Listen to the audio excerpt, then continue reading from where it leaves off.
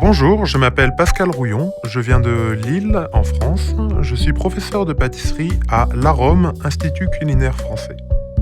Beaucoup de gens apprécient les millefeuilles car c'est une pâtisserie dans laquelle on va retrouver beaucoup de textures différentes, le croustillant de la pâte et l'onctuosité de la crème. Aujourd'hui, je vais vous montrer comment réaliser un millefeuille classique. Premièrement, on va commencer par la pâte feuilletée. D'abord, la préparation du beurre. On va couper un morceau de 340 g de beurre. Ensuite, on va filmer et à l'aide d'un rouleau à pâtisserie, on va l'amener à 17 cm sur 16 cm. Ensuite, on le filme et on le garde au réfrigérateur. Après, on met les deux types de farine dans une cuve de batteur et on creuse un puits avec les mains. À l'intérieur, on va verser le sel dilué dans l'eau et le beurre pommade. On peut donc commencer le mélange de la pâte et on va mélanger jusqu'à ce que la pâte se forme et se décolle entièrement de la cuve du batteur. Par la suite, on va fleurer le plan de travail et on va rabattre la détrempe sur elle-même. Nous allons répéter cette opération 2 fois. Ensuite, on va retourner la détrempe et la bouler. Après, on étale la pâte pour obtenir un carré de 16 cm sur 16 cm. Puis on le filme et on le garde au réfrigérateur pendant 2 heures.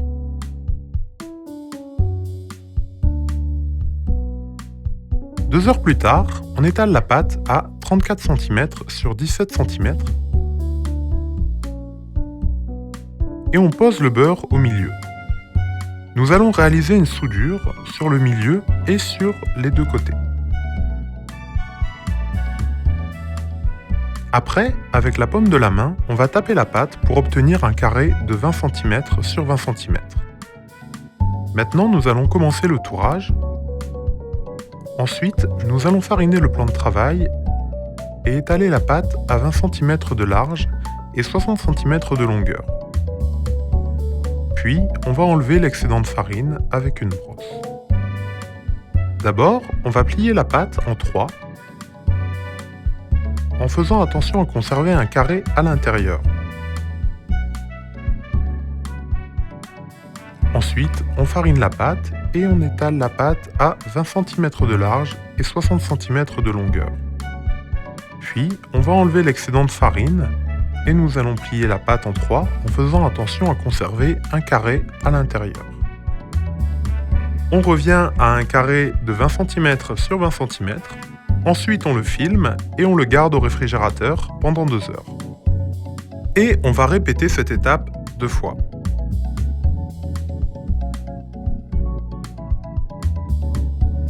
Puis, on va étaler la pâte à 3 mm d'épaisseur. On va ajouter une feuille de cuisson sur la pâte, puis une plaque. On va préchauffer le four à 200 degrés et commencer par 12 minutes de cuisson.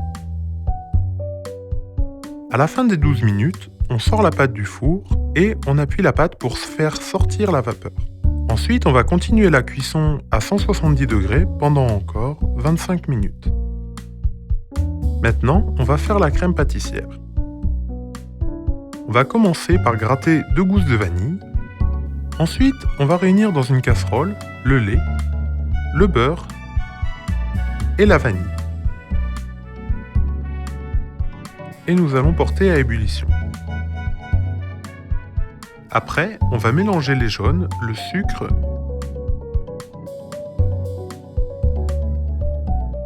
puis la fécule ensemble. Ensuite, on verse le lait bouillant sur les jaunes, le sucre et la fécule en mélangeant.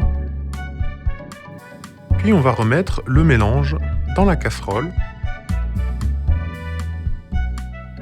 On va cuire notre crème pâtissière 1 minute à partir de l'ébullition tout en remuant avec un fouet.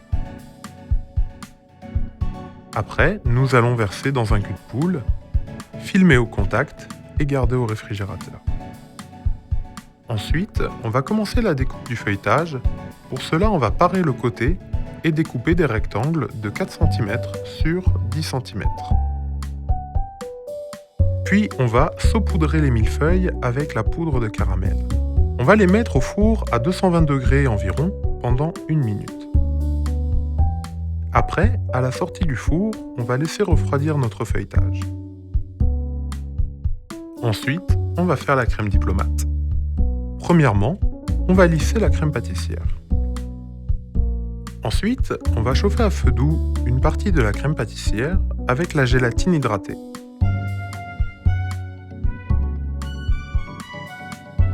Et on va verser ce mélange dans le reste de la crème pâtissière en mélangeant. Puis, on va incorporer la crème montée et mélanger délicatement.